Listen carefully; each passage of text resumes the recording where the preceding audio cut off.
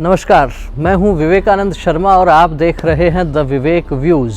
The Vivek views के इस episode में हम चर्चा करेंगे प्रधानमंत्री नरेंद्र मोदी के द्वारा कृषि कानून वापस लेने के बाद आखिर किन किन राज्यों में किस प्रकार से राजनीतिक रूप से परिवर्तन हो सकते हैं। सबसे पहले बात करेंगे हम पंजाब की। जी हाँ, याद कीजिए, पंजाब में पिछले 2 महीने से जिस प्रकार से राजनीतिक उथल पुथल का माहौल बना हुआ है, जिस प्रकार से पंजाब के मुख्यमंत्री रहे अमरिंदर सिंह कांग्रेस पार्टी से अलग होकर अमित शाह से मिलने दिल्ली जाते हैं और तमाम मीडिया जब वहाँ होता है, उनसे बात करता है, तो वे कहते हैं कि मैं यह चर्चा करने गया था कि केंद्र की सरकार कृषि कानूनों को वापस ले। हालांकि उस दौर में अमरिंदर सिंह को किसी प्रकार का कोई आश्वासन नहीं मिलता है और उसके बाद में अमरिंदर सिंह अपनी एक नई पार्टी बनाते हैं और ऐलान करते हैं कि पंजाब की रक्षा के लिए वे स्वतंत्र रूप से अपनी पार्टी बनाकर चुनाव के मैदान में उतरेंगे। उस समय तक स्थिति यह थी, यूँ लग रहा था कि आखिर पंजाब का जो आने वाला विधानसभा चुनाव है वो किस तरफ जाएगा। वहाँ अमरिंदर सिंह एक बड़ी ताकत के रूप में जाने जाते हैं। कांग्रेस का एक अपना अलग धड़ा है जिसमें नवजोत सिंह सिद्धू हैं, नए मुख्यमंत्री उनके हैं, संगठन का पुराना तंत्र है। शिरोमणि अकाली दल जो वर्षों तक भारतीय जनता पार्टी के साथ गठबंधन में रहे हैं, तो शिरोमणि अकाली दल का अपना एक पावर सेंटर है।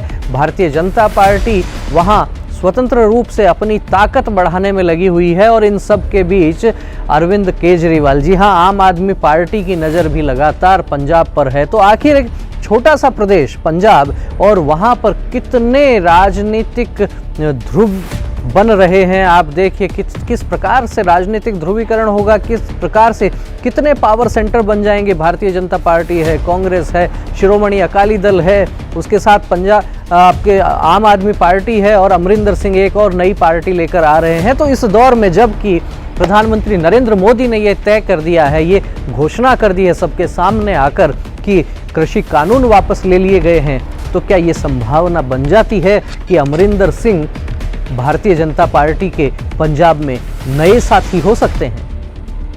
यदि ऐसा होता है तो एक बहुत बड़ा उलटफेर भारत की राजनीति में या कहिए पंजाब की राजनीति में तो हो ही जाएगा, क्योंकि पंजाब में वर्षों से भारतीय जनता पार्टी के साथ शिरोमणि अकाली दल ये चुनाव लड़ता आया है।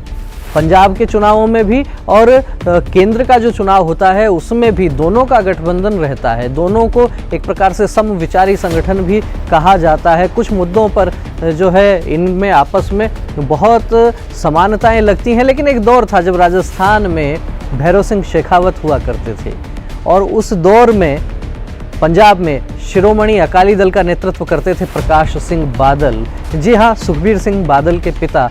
लेकिन वो दौर गुजर चुका है। अब पंजाब में शिरोमणि अकाली दल की कमान सुखबीर सिंह बादल के हाथ में है। उनकी पत्नी केंद्र सरकार में मंत्री भी रही हैं, लेकिन स्थिति परिस्थिति बदलती है और कहीं ना कहीं ये भी कह सकते हैं कि पंजाब में भारतीय जनता पार्टी भी हो सकता है वही स्वरूप अपनाने का प्रयत्न कर रही हो जैसा महाराष्ट्र में हो चुका है। महाराष्ट्र में भी शिवसेना और भारतीय जनता पार्टी लंबे समय तक साथ में चुनाव लड़ते रहे। अलग से चुनाव लड़ा, अपनी अपनी ताकत को आंकने का मौका उन लोगों को मिला। तो क्या यह प्रयोग पंजाब में भी होने वाला है? और यदि इस प्रयोग के साथ में अमरिंदर सिंह का फैक्टर यदि और जुड़ जाता है, यदि अमरिंदर सिंह भारतीय जनता पार्टी के साथ आकर चुनाव लड़ते हैं, तो क्या गणित पंजाब के चुनाव में बैठेगी? यह बहुत ही रोचक चुनाव हो सकता है। आम आदमी पार्टी अलग से अपना जोर वहां लगा रही है।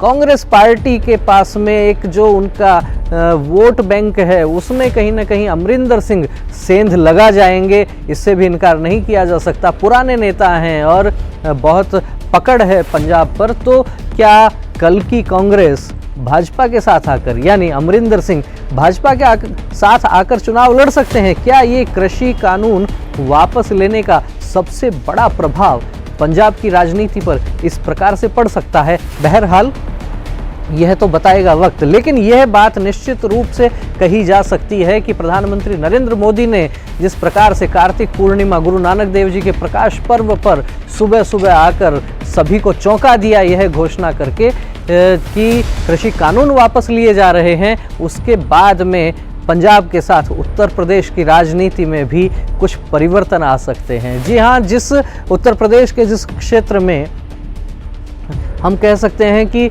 अजीत सिंह का कुछ प्रभाव कहा जाता था या कुछ प्रभाव इस किसान आंदोलन का पड़ रहा था, आखिर वहाँ क्या कुछ होने वाला है, हम राकेश टिकैत की भाव भंगिमा, उनका बयान वो देखकर समझ सकते हैं। शायद उनको आशा भी नहीं थी कि मोदी इस प्रकार का मास्टर स्ट्रोक खेल सकते हैं। हालांकि उत्तर प्रदेश में जो मुख्यमंत्री हैं योगी आदित्यनाथ, उनकी एक अपनी इमेज है, उनकी एक छवि है और निश्चित रूप से ये कहा जा सकता है कि पिछले 4 वर्षों में जिस प्रकार से योगी आदित्यनाथ ने अपराध पर शिकंजा कसा है, अनेक वहाँ अपराधियों के, हिस्ट्री सीटर्स के एनकाउंटर हुए हैं, एक भय मुक्त वातावरण बनने की दिशा में उत्तर प्रदेश जिस प्रकार से आगे बढ़ रहा है, मोदी के इस कदम को सभी लोग सराह रहे हैं। लेकिन एक क्षेत्र ऐसा भी है जहां ये किसान आंदोलन अपना प्रभाव जमा रहा था, तो वहां क्या अब वापस वो लोग भारतीय जनता पार्टी के साथ जाएंगे?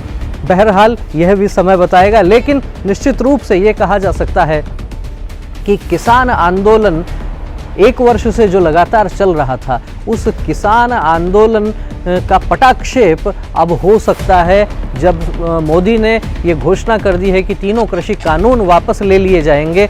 और इस मास्टर स्ट्रोक के बाद में राकेश टिकैत जैसे नेताओं के सामने अब कोई बहुत बड़ी बात नहीं रही है। हो सकता है वो किसानों को बरगलाने के लिए, किसानों के सामने फिर से एक सड़कों पर लाने के लिए कोई एमएसपी की बात करते हैं, कुछ और मांग रखते हैं, लेकिन सरकार ने तमाम विषयों को एक बार तो स्पष्ट करके और विपक्ष को चारों खाने चित करने की योजना बना ली है। अब आने वाले समय में ये देखना होगा कि आखिर मोदी का यह मास्टर स्ट्रोक कितना काम करता है।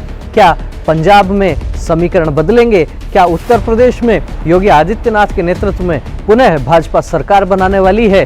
क्या फिर से किसान बीजेपी का दामन थामेंगे? बहरहाल आपकी इस विषय पर क्या प्रतिक्रिया है, कमेंट बॉक्स में अपने कमेंट करके हमें अवश्य अवगत करवाइए। आपको यह वीडियो पसंद आया हो तो इसे लाइक कीजिए, और यदि आपने चैनल को अभी तक सब्सक्राइब नहीं किया है तो सबसे पहले द विवेक व्यूज को सब्सक्राइब कीजिए। इस वीडियो को अधिक से अधिक लोगों तक शेयर कीजिए। फिर मिलेंगे जल्दी ही एक नए विषय के साथ, एक नए वीडियो के साथ। तब तक आप देखते रहिए द विवेक व्यूज। नमस्कार।